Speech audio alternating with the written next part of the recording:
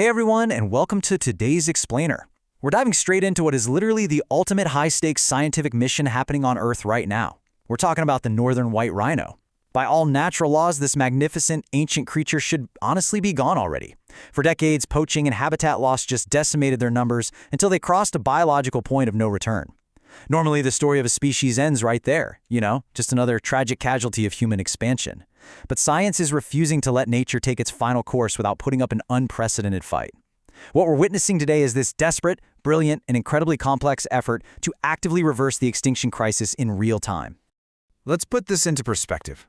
Out of the millions of species on Earth, and after roaming the wild for hundreds of thousands of years across Central Africa, the total population of living northern white rhinos has been reduced to one single staggering number: two. Two individual animals left on the entire face of the planet. Usually when we talk about global conservation, we're discussing populations in the thousands, or at least the hundreds. But the absolute finality of the number two, it's a total emotional gut punch. It represents the very edge of the abyss.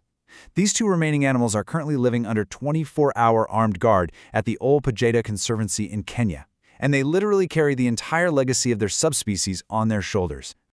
But here's the absolute kicker, the brutal reality of that number. Both of those remaining rhinos, Najin and Fatu, are female. The last male, Sudan, passed away back in 2018. And because there's no male left, biology basically hits a brick wall. There's no viable breeding population. This means the subspecies is functionally extinct. They're essentially ghosts walking the earth. Your traditional conservation methods, like building stronger fences, hiring more rangers, or setting up natural breeding programs, they are entirely useless here. The natural path forward is just gone. So if the northern white rhino is going to survive, it's going to be solely because scientists managed to accomplish something that has never ever been done before in the history of rhino conservation. All right, let's get into Section 1, Building an Embryo Bank, and the Biorescue Consortium's mission.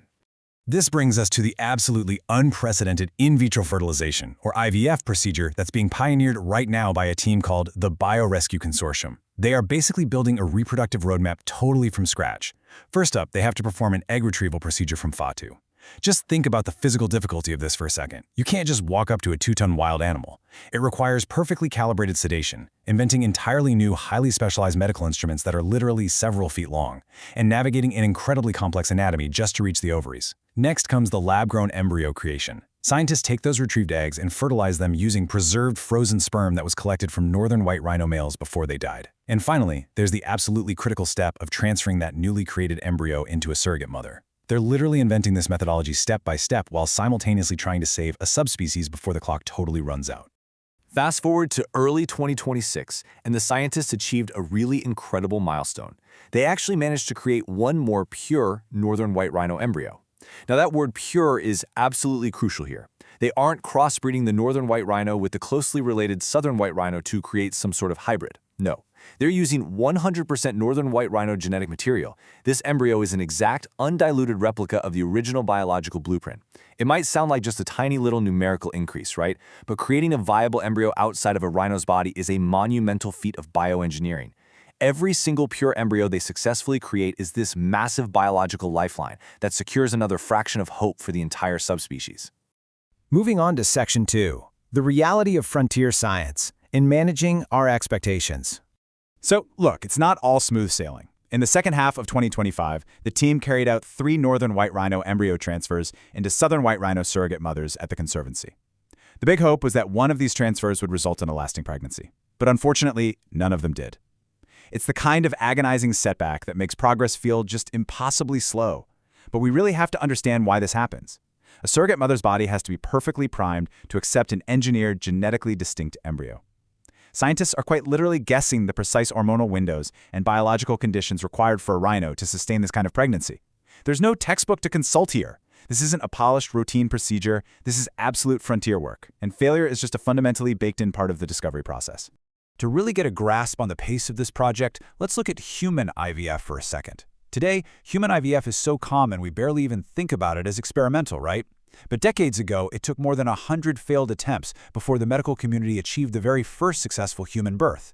By April 2026, the Biorescue Consortium had carried out a total of only 6 embryo transfers in rhinos, Comparing the two radically shifts our perspective. We aren't looking at a failing project or even a slow one. We are witnessing the incredibly difficult infancy of a brand new branch of science. They're at attempt number 6 in a game that historically takes dozens, if not hundreds, of tries to master.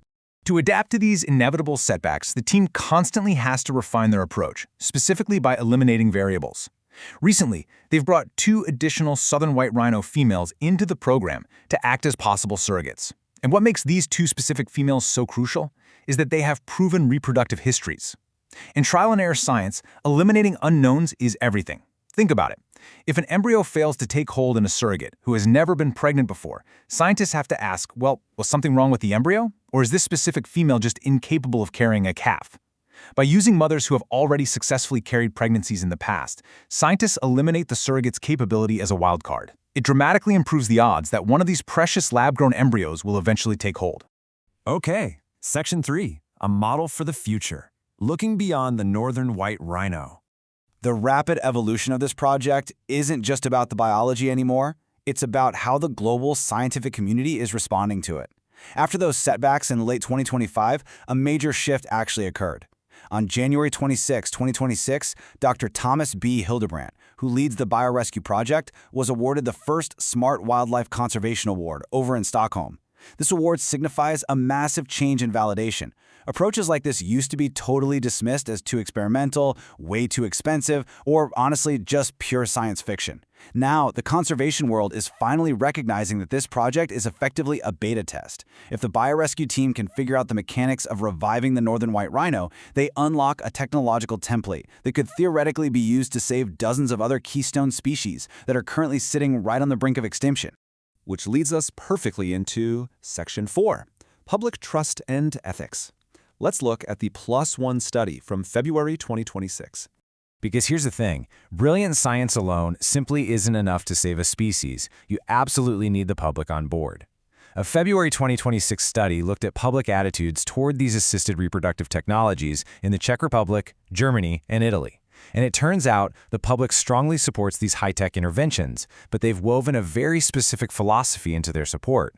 People are essentially saying, hey, we'll back this science, but only if it doesn't give humanity a free pass to just keep destroying habitats.